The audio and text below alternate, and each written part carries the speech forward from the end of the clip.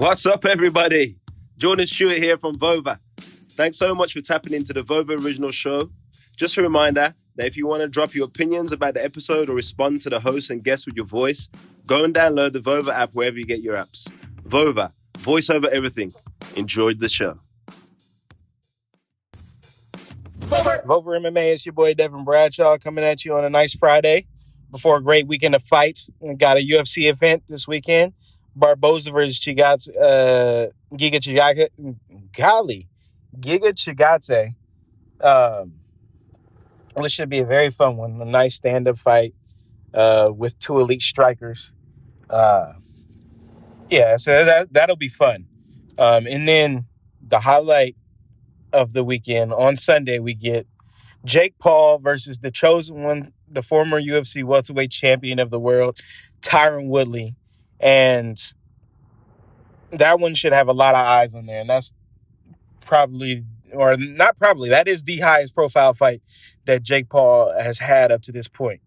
But yeah, just touching in on the UFC one real quick.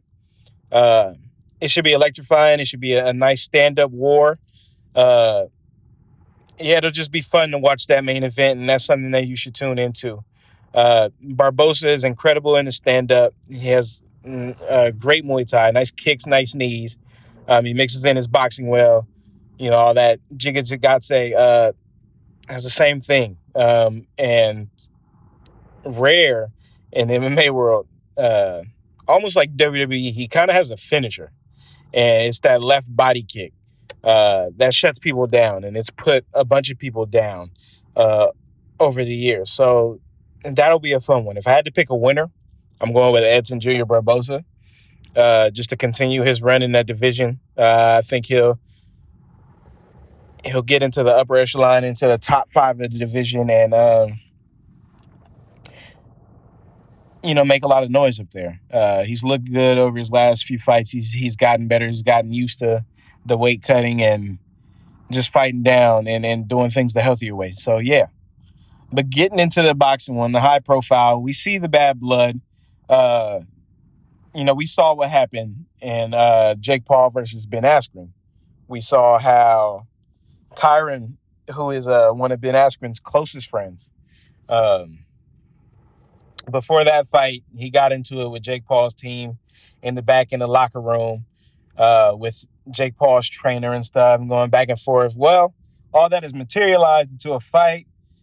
All the months of talk, everything, they all come to an end on Sunday. And we saw at, I think it was the press conference, an early press conference a few days ago.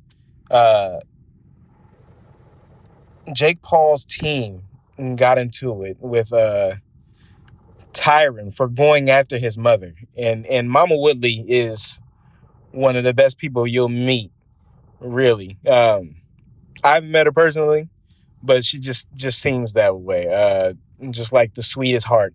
And for Jake Paul's team to be publicly, saying things to her and attacking her is some of the lowest things that I've seen. And yeah, man, it's just not a good look.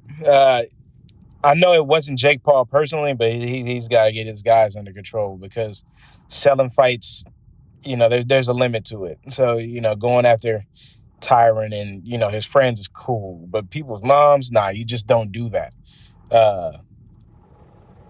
And, especially in the black community, like going after somebody's mom is just taboo.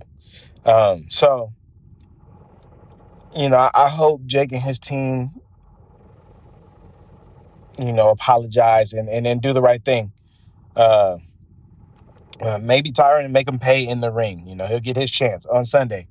But just, looking into the deeper parts of the fight, of the matchup, Jake is the bigger guy. I believe Jake is around 6'1".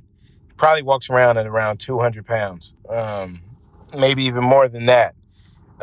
So he'll be the much bigger guy in this fight. Tyron, he fought at 170. He's 5'9". It's just